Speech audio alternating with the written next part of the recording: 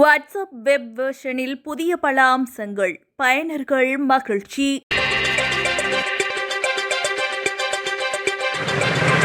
உலகளவில் முன்னணி குறுந்தகவல் செயலி வாட்ஸ்அப் அவ்வப்போது புது அம்சங்களை வழங்கி பயனர் அனுபவத்தை மேம்படுத்தி வருகிறது. அந்த வரிசையில் வாட்ஸ்அப் தனது இணைய வெர்ஷனில் அழைப்புகளை மேம்படுத்தும் புதிய அப்டேட் வழங்கியுள்ளது. வாட்ஸ்அப் நிறுவனம் தனது வெப் வெர்ஷனில் காலிங் வசதியை வழங்குகிறது.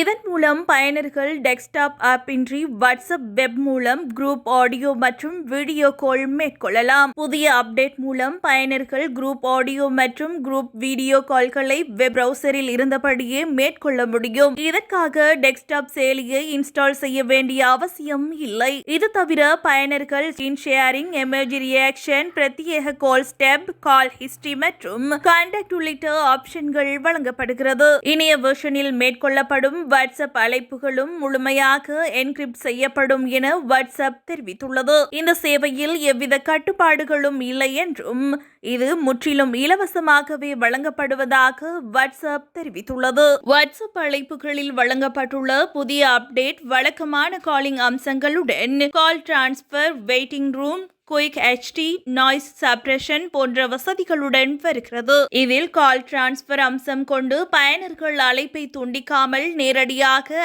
ஆக்டிவ் குரூப் காலில் இணைய முடியும்.